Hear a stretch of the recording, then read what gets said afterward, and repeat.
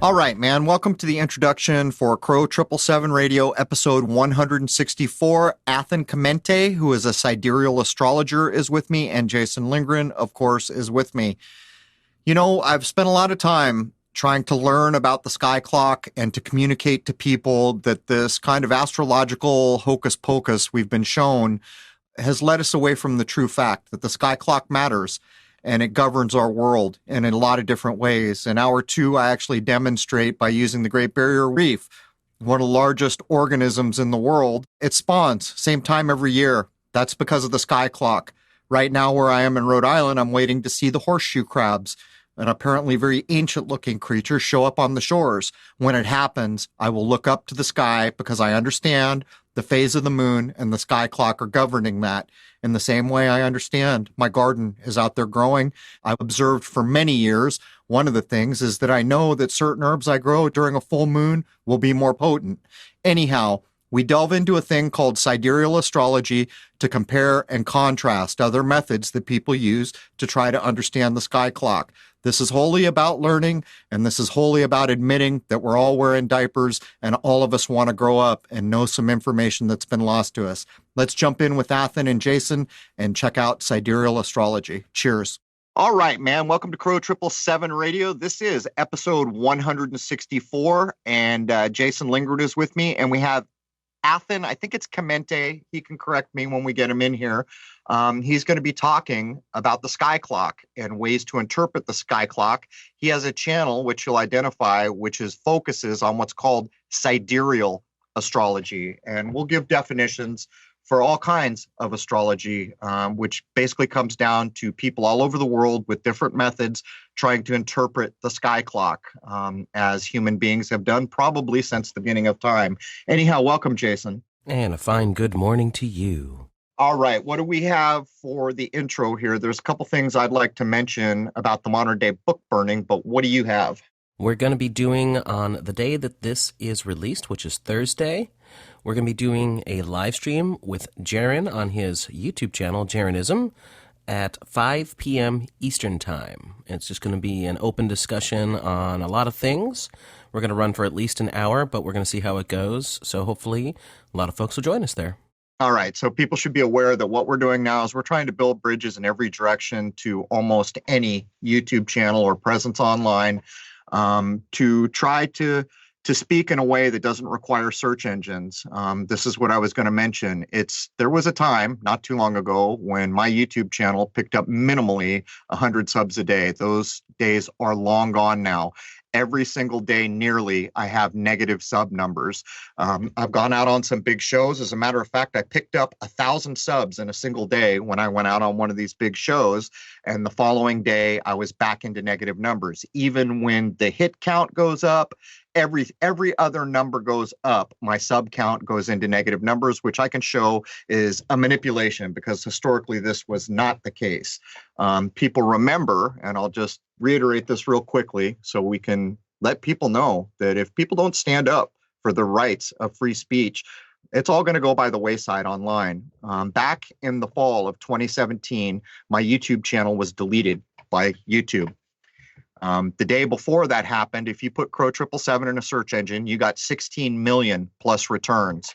The day they put my channel back, which was roughly 2 to 3 weeks later, my name searched online returned 6,000. So from 16 million plus down to 6. Currently for me, and this depends wholly on geography, now that they have their AI algorithms, I get about 60,000 returns on my name. But here's the rub.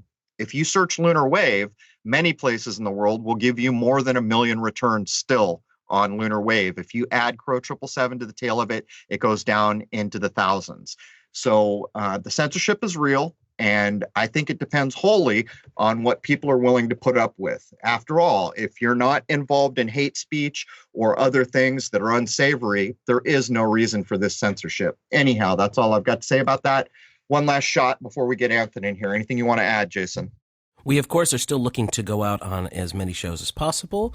So open door for anyone who wants to throw some suggestions our way, or if anyone wants to reach out to us directly, please do. My email is secretsofsaturn@gmail.com, and Crow's is crow777@gmail.com. All right. This is the new way forward as far as we can tell. And by the way, you'll notice in the descriptions of everything I put on YouTube, I put the web address to my private website. That is no longer clickable for some reason. And not only that, I got a warning from YouTube when they put my channel back that if we put links in the description that pulled people away from YouTube, that could be a reason to close your channel. I'm not even kidding. Has anyone ever seen a video put up that mattered where there weren't links in the description? Well, at this point, search engines are killing search returns, and even links on YouTube will not drive traffic over to my private website. So we're basically going to go out and meet as many people as we can. Anyhow, let's do this, Jason. Let's get Athen. Welcome, Athen. And if I butchered your last name, let's correct it here. Oh, thanks for having me on, Crow. And yeah, Chimenti. Actually, you said it correctly. It's actually Chimenti, but our family goes by Chimenti. So either way is totally cool.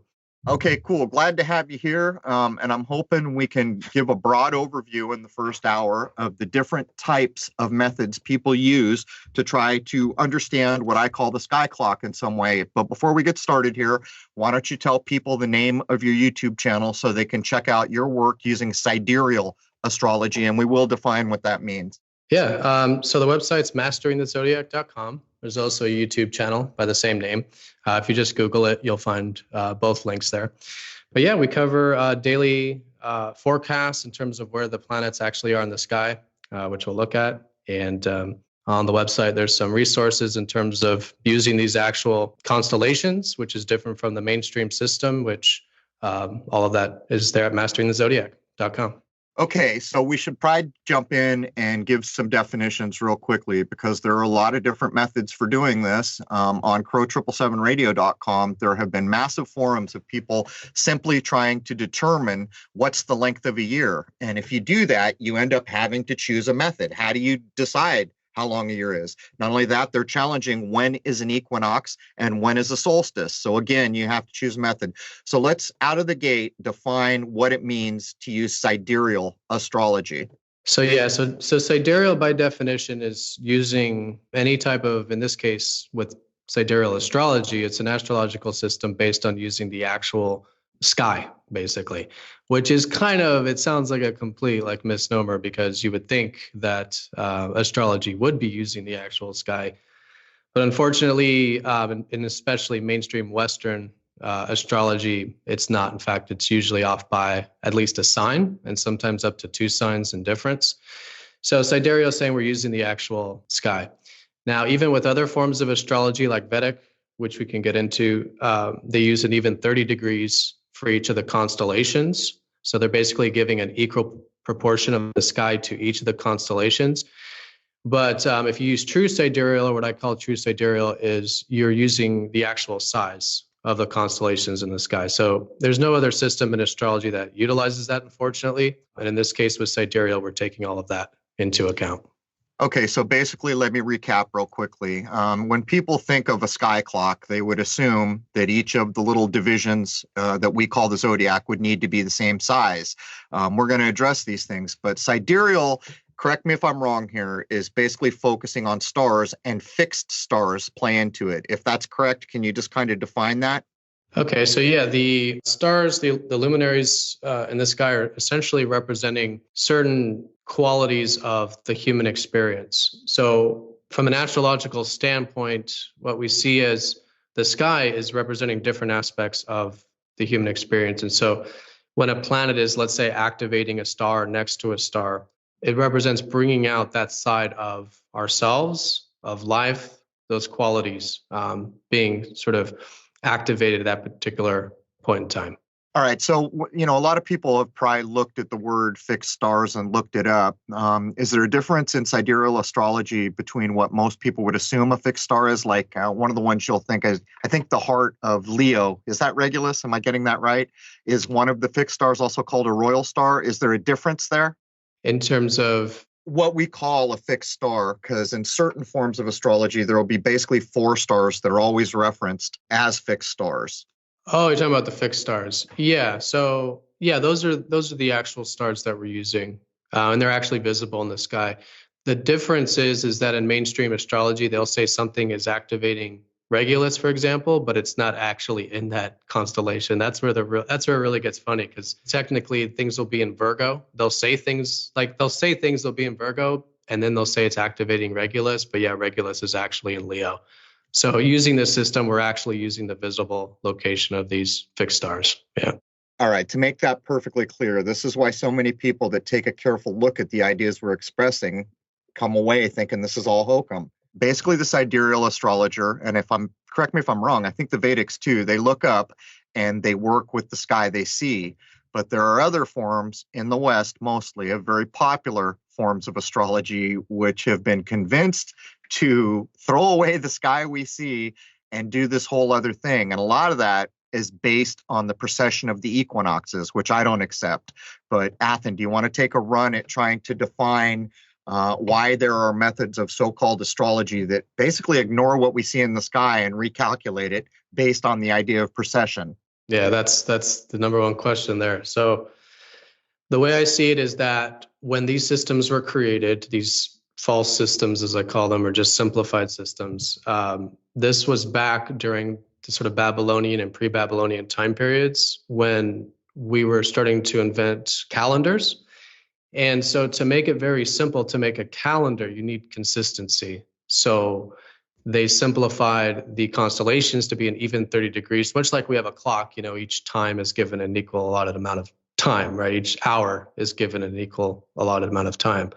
So that's essentially what these calendars were, in the sense of simplifying the astrology to make it humanly perfect or humanly, equal in each of the signs. So ever since then, astrologers have been using these simplified systems, including Vedic astrologers. So Vedic astrologers over in India, they also use an even 30 degrees, even though they use sidereal. So they are using somewhat the actual sky, but again, they're simplifying the constellations to be not actually where they are in the sky. All right. So just so everybody knows, if you went and looked at the constellations that we call the zodiac, there's 12 of them.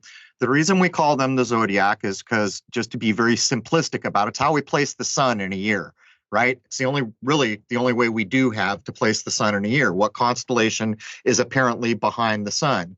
If you look at the size of each constellation, your logical mind would want to tell you each constellation needs to be an equal division.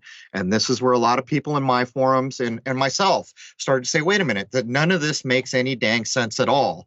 And they'll make them 30 degrees apiece, so that 30 degrees each makes a 360, a full circle.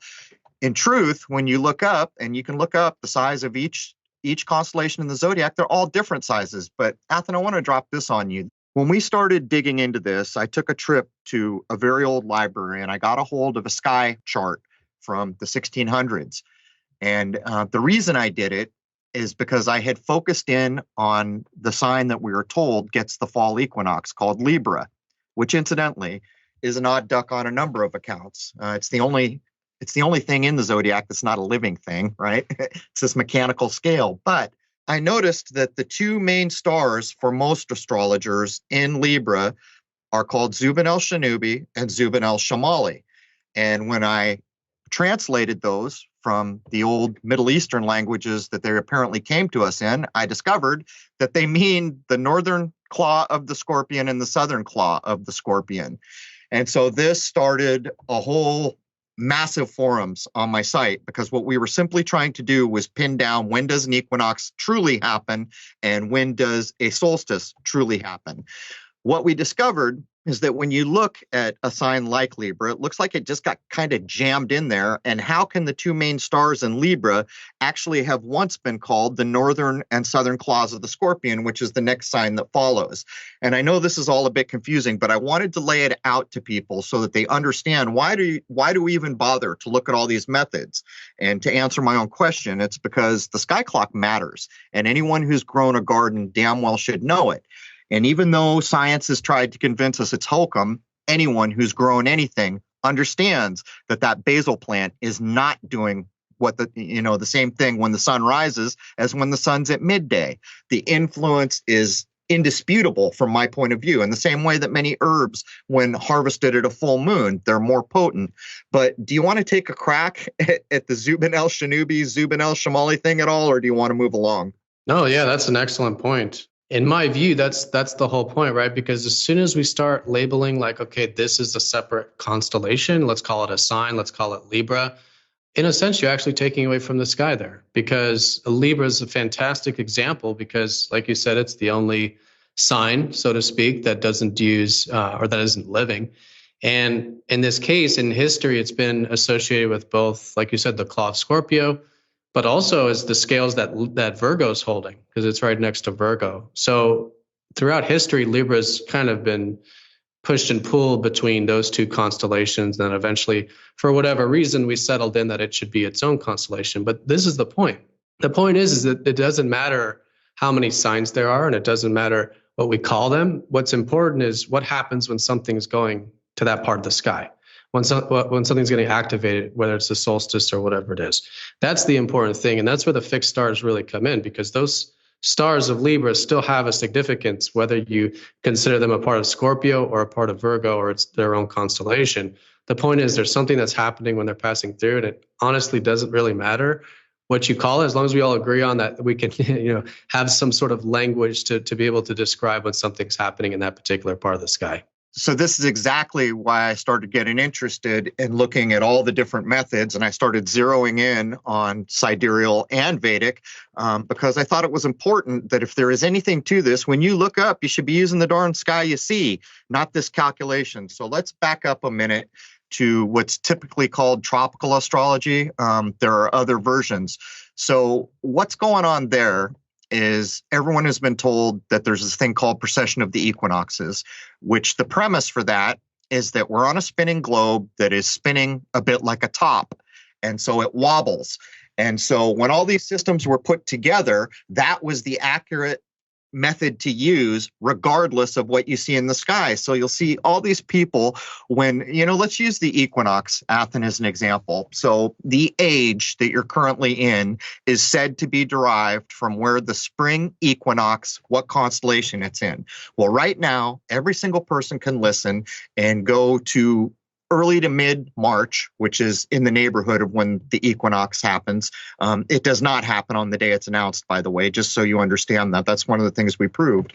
And you can see that it's really pretty close to Pisces, closer to Pisces than everything. And yet people are saying we're already over into the age of Aquarius. Well, what's happened here is because of the supposed precession of the equinox, we've slipped a sign.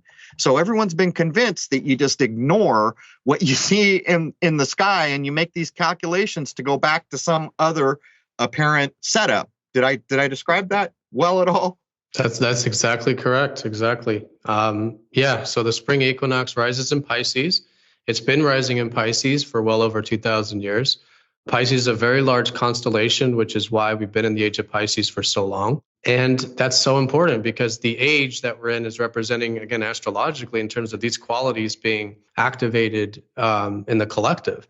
And so Piscean qualities have to do, they're very different from Aquarius. Piscean qualities have to do with spirituality, gaining greater spiritual growth, receptivity, acceptance, presence, peace. It's where we see a lot of like modern spiritual religions coming from over the past 2,000 years, like Christianity and such. And so we're still very much developing these. Now, the reason people say we're in the age of Aquarius is, again, not relative to the sky at all, because as you pointed out, we're actually still going to be in the age of Pisces for at least a few more hundred years with this. But Aquarius represents more of technology and innovation, which we've seen. And the reason people are saying we're in this age of Aquarius is because if you give an even 30 degrees to Pisces, meaning you shrink it, then we would be in the age of Aquarius. But here's where it gets interesting, because we don't just have signs in astrology, we also have houses. And houses can be divided up into even 30 degrees because houses represent the sky. So the sky, regardless of where the stars are at a particular time, because they're constantly moving, whatever part of that sky we're looking at, that stays fixed. That is that house, as we call it. And so technically, you could say that we are in the age of Pisces. However, we are in the 11th house when it comes to the spring equinox. And that's been going on since the Industrial Revolution, which is why we've seen more technological growth and Aquarius type of energy. But it's very important to incorporate the Pisces as well. We're still very much in this age of gaining greater receptivity and spiritual development with Pisces. So I would suggest to you, Athen, that one of the biggest reasons people think we're in the age of Aquarius is because of popular culture. Because if it was either the late 60s or early 70s, a band called The Fifth Dimension came out with the song most people have heard of. This is the dawning of the age of Aquarius. And that was a big song back in the day. So there was popular culture pushing the idea that we were moving into Aquarius. But let's go back a minute to the equinoxes. One of the things that we did in the forums of Crow 777 Radio, and this was based on the lunar wave. When I filmed the first lunar wave back in 2012, it was close to the equinox. And I kept thinking there's got to be a relationship here. And over years, I went back and looked. And then by chance, I did date and time lookups and all this work. And I realized, holy smokes, they announced that the fall equinox was, I forget, a few days before I filmed the lunar wave. But in truth, the day that I filmed the lunar wave was equal day and equal night. So this launched this whole discussion. What the heck is an equinox really? And what we finally all arrived at as a logical way to move forward is we take it at what it means, equal day and night. So what we decided, and who knows if this will be corrected over time, is that a true equinox has to have equal day and night. It's what the word is derived from, and we looked at old definitions is where we came. Here's what we discovered is true of equinoxes and provable and reproducible to show others that it's provable. The news comes on and it tells you, okay, the fall equinox is today or the spring equinox is today, and it's not, unless it's by chance. It's wholly dependent on geography. It is no different than a person in New York seeing the sunrise and calling a guy in California and saying, okay, it's sunrise. And the guy in California is going, no, it's not. Sun's not rising here because it's wholly dependent on geography. This is what we proved. Typically in the spring, in the beginning to mid-March-ish, the news will come on and say, okay, this day is the spring equinox. It's almost always the 20th, 21st, or 22nd. What we found in the United States is typically the true equinox for one part of the country starts 3 days earlier. In this case, I think the last one we had, it was the 19th, I'm guessing from memory. I could be off by a day. But if you go a little further south, it's a day later, and a little further south, it's a day later. So in the United States alone, there are 3 bands of geography that would determine the day you experience the equinox. If we go over to the fall equinox, typically the day they announced, again, the 21st or 22nd of September is typically when they announce it. It's going to be a few days after that the actual equal day and night happens. So do you want to take a shot at all that? Yeah, I mean, I totally agree. I mean, using the actual visible sky once again, right. Right. And so trying to simplify it. Yeah. Well, see, I'm drawing this line because we were seeing all these claims from all these different kinds of astrology, and we said, none of this makes sense. We can't prove any of it, so let's go and do observation on our own. And by the way, there are some in the forums of Crow 777 that are actually, we had assumed that the solstices were fixed and that those couldn't be jacked around. But we're beginning to find that the solstices might not be being reported correctly. And so people understand in mid-June, there's what's called the summer solstice. What it actually does mark is the highest extent of the sun. Now, if you go to what we call Christmas, which is actually the winter solstice, that's the lowest extent of the sun.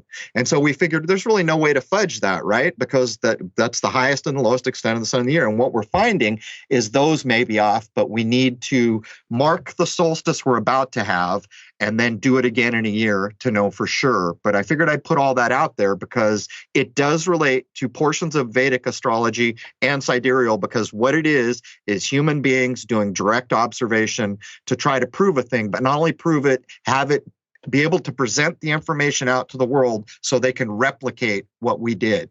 So there's all that. Anything you'd like to add? No, I mean, I totally agree. Use the visible sky. I mean, it's that simple. It's something we've been doing forever, and it's only been up until recently we've deciding to simplify things to make it easier, more conceptual, but it's actually taking away from nature, going outside, looking up at the sky, seeing exactly what's going on. Athen, do you see anything nefarious with that kind of doing? Me personally, yes. I mean, I personally believe that there are people who are using the actual astrology, for example, and are aware of this stuff. And yeah, and they have intentions, and they have definitely a lot of benefits they think they're getting by deceiving the population into using these old, outdated concepts and systems. Yeah. So we should underline why this is important. So if we go back to the spagyric episodes that we've done, where human beings are planting plants to the sky clock, harvesting the plants to the sky clock, and then making remedies and other things that I don't know if it's fair to call them medicine because people have a modern conception of what that means. So I'll just call them remedies. The idea is that a human being can interact with nature. And from our point of view, nature is perfect, but this human being can exalt what can be derived from nature by timing it to the natural world around us. So the idea here is if someone was doing something in the world and thought today was the equinox, but it wasn't, which always symbolizes balance, but there is a difference between fall and spring. I'm not going to get into that. The point I would make is in the spring, they're almost certainly 3 days off, and in the fall, they're almost certainly 4 or 5 days off, and we can prove this all day long. So that's the real nefarious side of things, right, Athen, is people think they are timing correctly, but they've been led astray from what's actually observable and provable. Right, exactly. And that's where the dangers come in, and especially from the astrological side, because you have to consider most of the world actually uses astrology and believes in it. And if people are planning certain things around certain events or days, they think something's going on astrologically when it's not, or that's actually happening on another day. Yeah, you're basically changing a lot of, not only are you prohibiting people's personal development, but you're actually changing things collectively, like the collective consciousness. And you're able to actually direct it and manipulate it in a way that keeps people in the dark and not using certain time periods for certain things when they should be. Well said. It's a good way to lead us away from being in tune with the natural world. So this would be a good place to re-mention daylight saving time. Is there a better example of detaching human beings from the natural cycles of our world? In other words, the bird and the squirrel out in your yard are far more in tune with the natural world than we human beings are, because we're relying on calendars that have been created and timepieces. And as I've stated so often, your cell phone in your pocket does not know when it's noon, and it'd be lucky if it's right a couple times a year. Noon is when the sun is at its highest extent for the day, called solar noon, and yet our clocks will tell us it's noon at all these other times. But daylight savings time is case in point. When does daylight savings time happen? Well, of course, right at the equinoxes, right? And it artificially jacks the clock around an hour. And I always use the example, it's attributed to some Indian chief, but who knows where it actually came from. This was the saying put forward about the implementation of daylight savings time. Only a white man would think that he can cut a foot off the bottom of a blanket, sew it to the top of the blanket, and think he's changed something. But the reason I always retell this idea is because it is a perfect example of a thing implemented which has no provable use. You can't get more light out of a day. A day has as much light. If you want more light in the day, you got to get up earlier, basically. And yet we have this thing called daylight savings time. So anything you want to add on that note before we move on, Athen? Wow, yeah, it's a really good point. The whole calendar system we're using right now is completely disconnected from nature. Right. Daylight savings, and then why do we start the new year on this day, arbitrary January? Why do we start it on January 1st on that particular time when the sun, is in Sagittarius? Like, well, what are these significant things? So, yeah, I think that's what's happening, unfortunately, and people are becoming more and more disconnected from nature, which is actually the simplest thing, right? Because, like you said, like the creatures and squirrels and things, it's like if we were just connected to nature, we would already know these things. We'd be much more in tune with, oh, I'm feeling like doing this today, or I'm feeling like this is important, or I'm thinking about this. Like, notice our thoughts when we go out into nature and stuff, like how they change. So being connected to nature, in my opinion, is like the number one thing to personal development and like growth for humanity. And to sever us from that is like it's catastrophic. I mean, that's like, that's, in my opinion, probably the worst thing you can do is disconnect a man from nature in that sense. Yeah. I couldn't have stated that better, and I think that's the whole purpose of it. And being disconnected from nature creates fertile ground in a human mind to be led into fantasy. And as you stated, and as I state all the time, nature from our point of view is perfect. When a dang thing needs to happen, it will happen when it needs to happen. And it is the simplest, purest, truest way forward. And all these other artificial systems that get put in, and let's look at the calendar for a second. Even the name of what the calendar holds, a month. How many people recall that the word month is drawn from an older word, munth, because the moon was critical in deciding what the division of what we now call a month is. And as a matter of fact, there's still places in the world, the Jewish calendar still recognizes the importance of dividing the year with a moon. I think they use a solar luni calendar or something like that. They've kind of combined it, but in many of the Asian cultures, they still mark their New Year's by the moon. So I think those are critical things to mention. So before we move on, let's just give a quick overview of what Vedic astrology is. And the reason I think it's important is because I often point out that a lot of times in this world, if you go back to the oldest things you can find, you get a lot closer to where you'd like to go. And I don't think anyone can argue that Vedic is probably one of the oldest traditions. I don't think it has escaped manipulation. But let's just give a quick overview of what is Vedic astrology. And do we accurately tie that? Well, I guess we'll just say we tie it to India. Is that good enough for the sake of conversation? Yeah, that's what appears to be its roots and its origins and where it's most practiced. So yeah, we can, it's also called Hindu astrology, and we can call it Indian, sure. But yeah, so I would agree. I mean, it's definitely the most ancient in terms of astrological practice, for sure. And I do believe that prior to, like I said, around that Babylonian, what we call in the Western world, that kind of Babylonian time period. I mean, prior to that, I do believe Vedic astrologers, as well as all astrologers and everyone using astrology, used the actual visible sky. I do believe they were using true sidereal prior to that. And then at some point from the dynasties or whatever, the population started to use a more simplified version. So luckily, they are still using sidereal, where the West isn't. Like I said, the West, the stuff like on pop astrology, the stuff everyone thinks is their sun sign and stuff, that's completely off. So at least the Vedic have maintained some of their roots. They're still using sidereal, and they do have some really good fundamental meanings of the stars, and they do use the visible stars a lot in the astrological practice. So in terms of current popular systems, Vedic is by far the most truest to the visible sky and what I would call nature. Yeah. And to underscore the importance, there are still parts of the world, like certain Vedic usages, and in parts of China, where old school medicine is still practiced with natural remedies that are totally geared to the Skyclock. And as a matter of fact, in some places like China that I'm aware of, there are sayings that says if you see a doctor and diet, what you eat and consume was not part of what the diet told you, then you really haven't seen a doctor at all. And this also relates directly to the Skyclock. I can't tell you how many books, and I always mention the modern day edit, how different things you read from the modern era are. I always try to get back as far as I can. One of the things I did is I got dictionaries on astrology from as old as I could get to see what they're saying, because of course it defines every term. And I went all the way back to Ptolemy, Manilius, just the oldest things that are claimed to be oldest writings I can get. And the problem anyone who does this is going to run into is the same problem with the ages. I own a book that tells me the age change into Aquarius was 1881, which I thought was likely for a while, and now I really don't. Then actually I found this really weird book, which was a Jewish rabbi. These guys are supposed to be completely disconnected from any idea of astrology, trying to tell other rabbis that the whole of Jewishness is based on astrology, and he marks the age change in 1981, exactly 100 years later. That's kind of a side concern.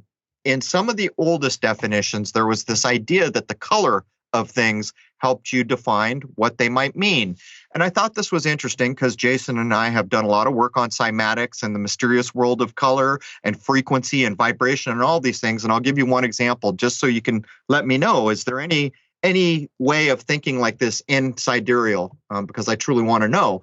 The example I'll give is in a astrological dictionary that was written in the very early 1900s. There was a man who was trying to say there's a lot of hocus pocus going on here, and I'm trying to bring reason and logic and ways to demonstrate what's in this dictionary. One of the claims he makes is that the older practicers tried to say things like the star Aldebaran. I'll use it as an example. And so people know this is almost the eye of Taurus. Maybe you could even consider it the bullseye. It's got kind of an orangey red hue to it. And the claim in this old astrological dictionary was that older people said because of its color, it was negative in its effect. And then he went on to say in his more modern version of an astrological dictionary that he couldn't accept that kind of a definition based on color. But I was torn because I know damn well that when I'm watching my television and I see some vibrant red compared to some vibrant blue, there is in fact a different effect going on there. So I will ask you, is there any tradition in sidereal astrology that recognizes color in any way? In terms of the signs, yes, that would be using certain signs at certain frequencies. So like if something's passing through Taurus, for example, it's going to emit a certain frequency, like I was saying, a frequency of life, of that side of our personality and of life. In terms of actual stars, not to my knowledge, but there is, in the sense, like you said, the reason they probably associated Aldebaran with more of a negative quality is because of its reddish hue. And that seems to be consistent. You can also see that with Scorpio as well. And Taurus is also a very red color, and that's right. Probably the most challenging star in astrology. So I think yes, from a fundamental standpoint, but I don't think in such a way that I could be wrong, but I don't think in such a way that it's actually made into a system where you could apply it to all stars, which is actually very interesting. And I think something like that should be used for sure. So if I'm not mistaken, Antares is sometimes described as the heart of the Scorpion. And boy, there's a whole tale. Do you want to get into the tale of Scorpio? Because I think I can demonstrate that there was a time that constellation was not the negative connotation of a Scorpion that it is currently, but at one time it was the lofty eagle. But let's set that aside for a second, maybe. But it shows the changes of all the things that we can find and the frustrating nature of trying to arrive at something you feel like you can depend on. But here's my problem with color.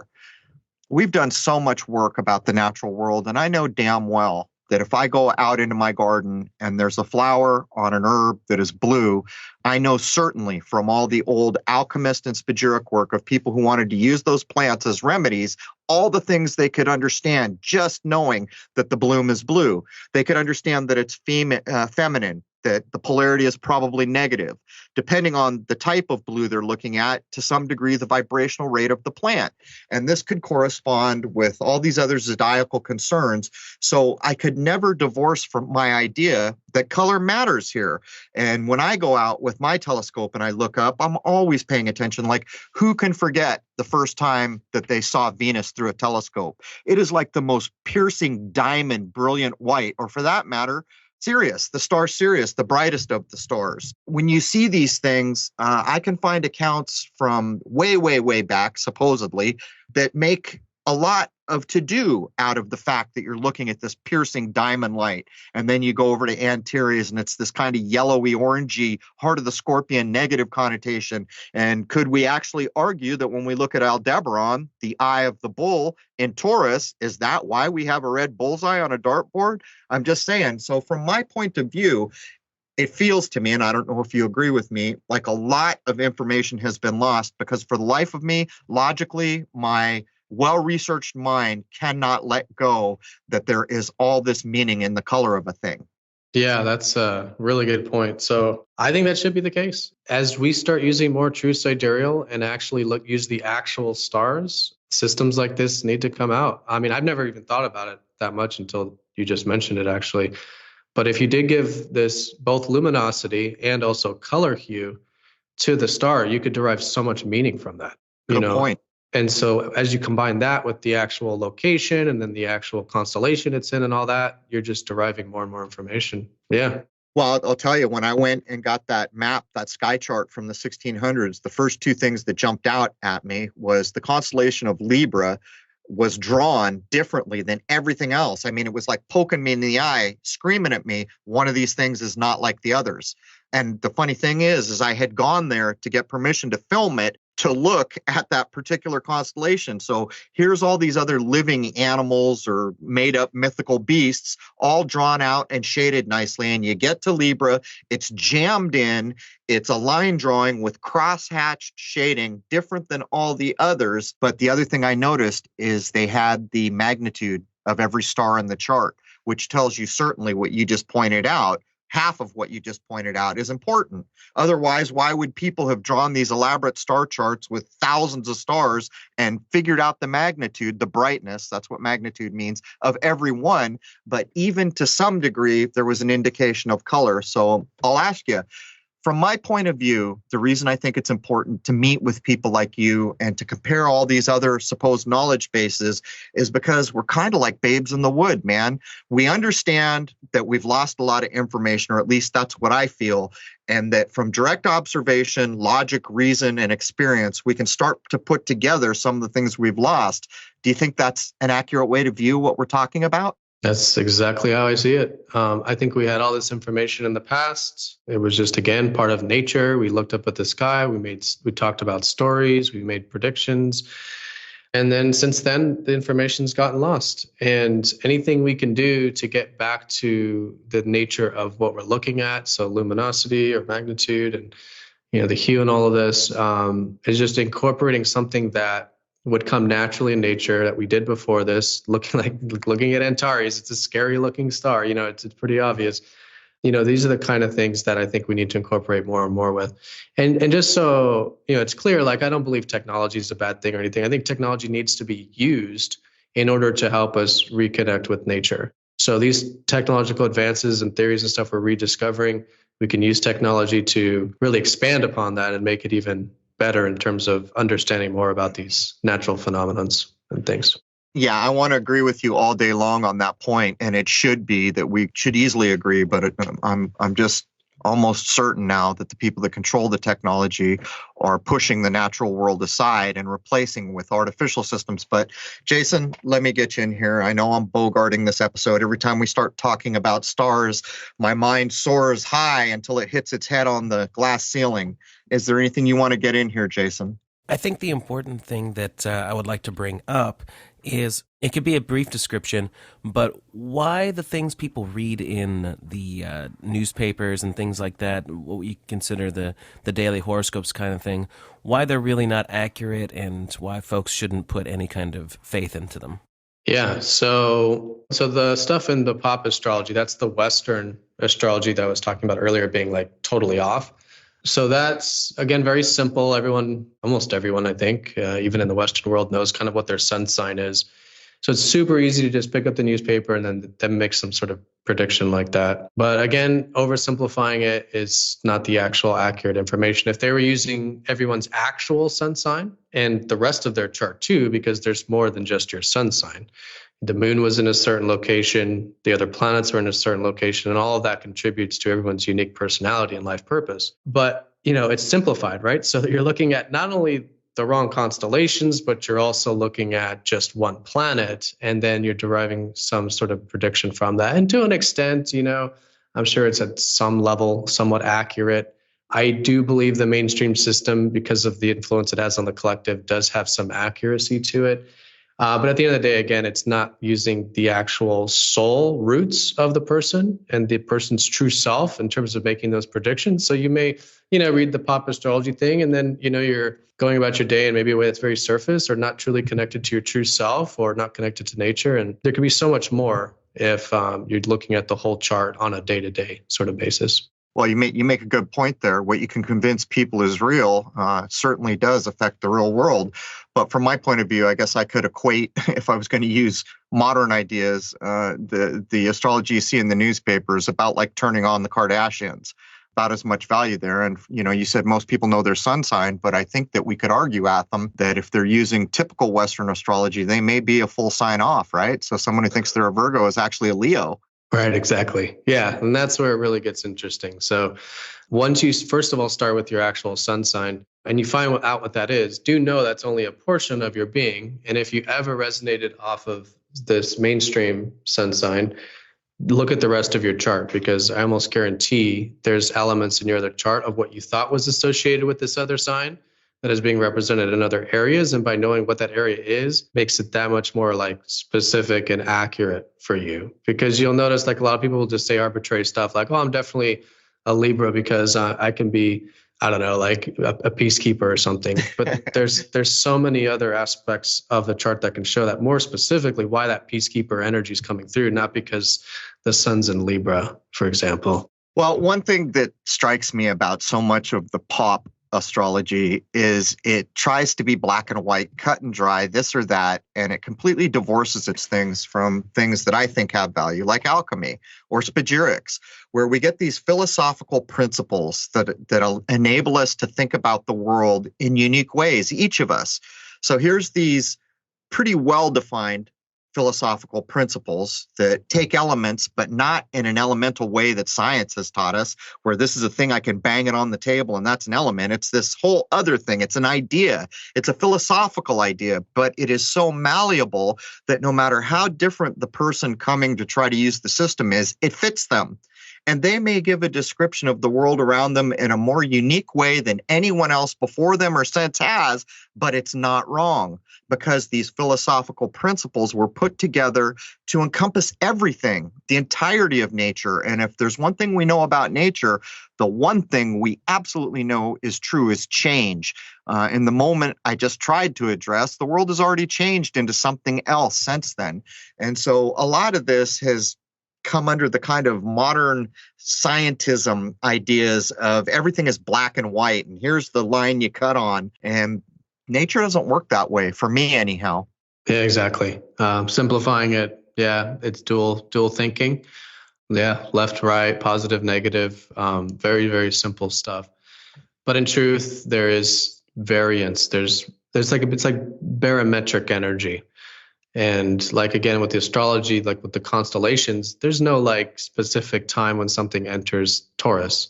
There's a blend. You go from Aries and you slowly start to blend the energy into Taurus. And in between there is this kind of grayish area of more of just combining both of those qualities, which is super important because every day, like you said, it's constantly, there's every second, there's subtle changes. And that's obviously seen in the sky because the stars are moving.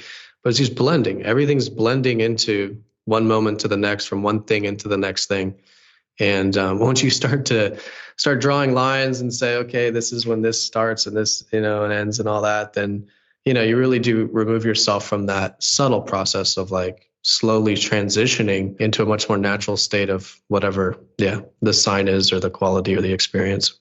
It's one of the reasons I started using the word Skyclock, because I have grown gardens and I know certainly the effects of the sky on the world we live. But so much of so-called astrology, even we go back to the Fifth Dimension song, The Dawning of the Age of Aquarius, it's been made to look like hokum.